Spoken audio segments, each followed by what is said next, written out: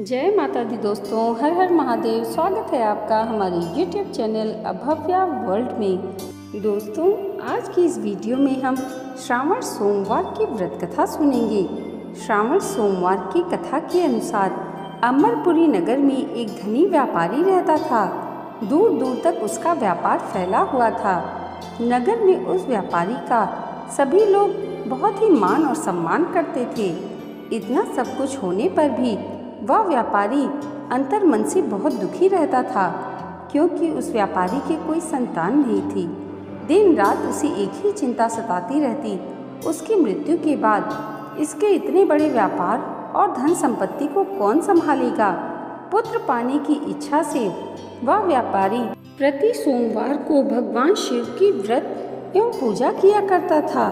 सायंकाल को व्यापारी शिव मंदिर में जाकर भगवान शिव के सामने घी का दीपक जलाया करता था। उस व्यापारी की भक्ति देखकर एक दिन माता पार्वती ने भगवान शिव से कहा, हे प्राणनाथ, यह व्यापारी आपका सच्चा भक्त है। कितने दिनों से यह सोमवार का व्रत और पूजन नियमित करता है। भगवान, आप इस व्यापारी की मनोकामना अवश्य पूर्ण करें। भगवान शिव ने मुस्कुराते हुए कहा, हे पार्वती, इस संसार में सबको उसके कर्म के अनुसार फल की प्राप्ति होती है। प्राणी जैसा कर्म करते हैं उन्हें वैसा ही फल प्राप्त होता है। इसके बावजूद पार्वती जी नहीं मानी। उन्होंने आग्रह करते हुए कहा, नहीं प्राणनाथ, आपको इस व्यापारी की इच्छा पूरी करनी ही पड़ेगी। यह आपका अनन्य भक्त है, प्रति सोमवार आपका विधिवत व्रत रखता है और पूजा अर्चना करने के बाद आपको भोग लगाकर एक समय भोजन ग्रहण करता है। आपको इसे पुत्र प्राप्ति का वरदान देना ही होगा। पार्वती माता का इतना आग्रह देखकर भगवान शिव ने कहा, तुम्हारे आग्रह पर मैं इस व्यापारी को पुत्र प्राप्ति का वरदान देता हूँ, लेकिन इसका पुत्र 16 वर्ष से अधिक आयु तक जीवित नहीं रहेगा। उसी रात भगवान शिव ने स्वप्न में उस व्यापारी को दर्शन देकर उसे पुत्र प्राप्ति का वरदान दिया और उसके पुत्र के 16 वर्ष तक जीवित रहने की बात भी बताई। भगवान के वरदान देने से व्यापारी को खुशी तो हुई, लेकिन पुत्र की अल्पायु की चिंता ने उस खुशी को नष्ट कर दिया। व्यापारी पहले की ही तरह सोमवार का विधिवत व्रत करता रहा।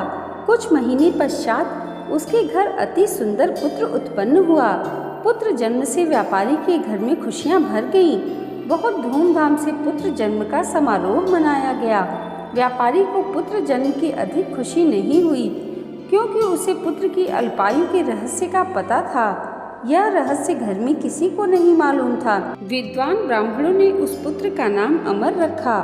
जब अमर 12 वर्ष का हुआ तो शिक्षा के लिए उसे वाराणसी भेजने का निश्चय हुआ। व्यापारी ने अमर के मामा दीपचंद्र को बुलाया और कहा कि अमर को शिक्षा प्राप्त करने के लिए वाराणसी छोड़ आओ। अमर अपने मामा के साथ शिक्षा प्राप्त करने के लिए चल दिया। रास्ते में जहाँ भी अमर और दीपचंद्र रात्रि विश्राम के लिए ठहरते, वहीं यज्ञ करते और ब्राह्मणों को भोजन कराते थे। लंबी यात्रा के बाद अमर और दीपचंद एक नगर में पहुँचे। उस नगर के राजा की कन्या के विवाह की खुशी में पूरे नगर को सजाया गया था। निश्चित समय पर बारात आ गई, लेकिन वर का पिता अपने बेटे के एक आंख से काने होने के कारण बहुत चिंतित था। उसे इस बात का भय सता रहा था कि कहीं राजा को इस बात का पता न चल जाए और वह विवाह से इनकार न कर दे। इससे उसकी बड़ी बदनामी होगी। वर के पिता ने अमर को देखा तो उसके मस्तिष्क में एक विचार आया। उसने सोचा, क्यों न इस लड़के को दूल्हा बनाकर राजकुमारी से विवाह करा दूं। विवाह के बाद इसको धन देकर विदा कर दूंगा और राजकुमारी को अपने नगर में ले जाऊंगा। वर के पिता ने इसी संबंध में अमर और दीपचंद से बात की। दीपचंद ने धन के लालच में वर के पिता की बात स्वीकार कर ली। अमर को दूल्हे के वस्त्र पहनाकर राजकुमारी चंद्रिका से विवाह करा दिया गया। राजा ने बहुत सा धन देकर राजकुमारी को विदा किया। अमर जब लौट रहा था तो सच नहीं छिपा सका और उसने राजकुमारी की ओढ़नी पर लिख दिया, राजकुमारी चंद्रिका तुम्हारा विवाह तो मेरे साथ हुआ था। मैं तो वाराणसी में शिक्षा प्राप्त करने के लिए जा रहा हूँ। अब तुम्हें जिस नवयुवक की पत्नी बनना पड़ेगा वह कान्हा है। जब राजकुमारी ने अपनी ओढ़नी पर लिखा हुआ पढ़ा तो उसने काने लड़के के साथ जाने से इनकार कर दिया। राजा ने सब बातें जानकर राजकुमारी को महल में रख लिया। उधर अमर अपने मामा दीपचंद के साथ वाराणसी पहुंच गया। अमर ने गुरुकुल में पढ़ना शुरू कर दिया। जब अमर की आयु 16 वर्ष की हुई तो उसने एक यज्ञ किया। यज्ञ की समाप्ति पर ब्राह्मणों को भोजन कराया और खूब अन्न वस्त्र दान दिए। रात को अमर अपने शयन कक्ष में सो गया। शिव जी के वरदान के अनुसार शयनावस्था में ही अमर के प्राण पखेरु उड़ गए। सूर्योदय पर मामा अमर को मृत देखकर रोने पीटने लगा।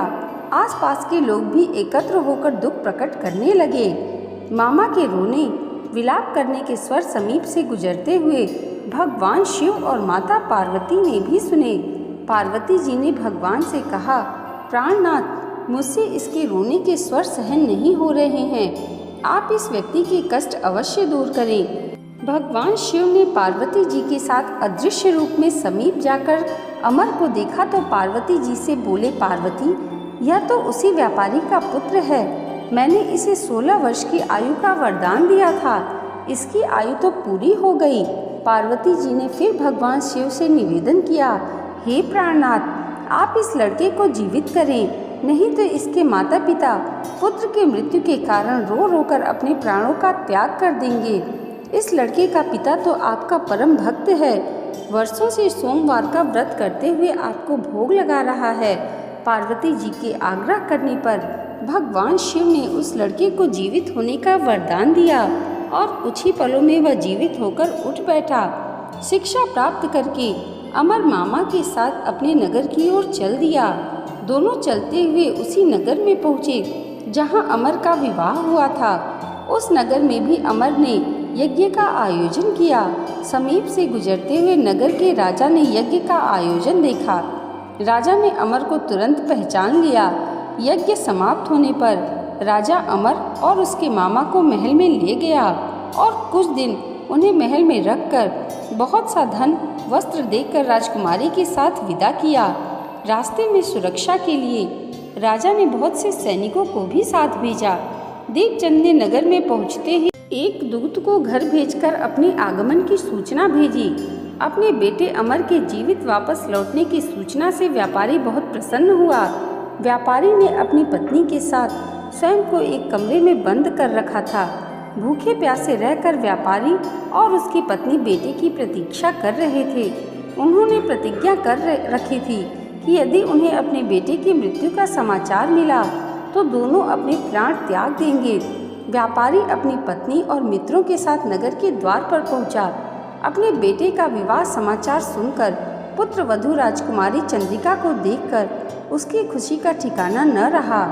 उसी रात भगवान शिव ने व्यापारी के स्वप्न में आकर कहा, हे श्रेष्ठी, मैंने तेरे सोमवार के व्रत करने और व्रत कथा सुनने से प्रसन्न होकर तेरे पुत्र को लंबी आयु का वरदान दिया है। व्यापारी बहुत प्रसन्न हुआ।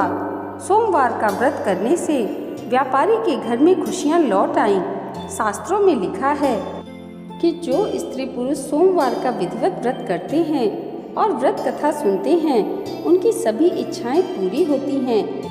दोस्तों, आज की ये वीडियो अगर आपको अच्छी लगी हो तो कमेंट बॉक्स में हर हर महादेव और जय माता पार्वती ज़रूर लिखिएगा और इसे लाइक और हमारे चैनल पर पहली बार आए हैं तो सब्सक्राइब करना मत भूलिएगा।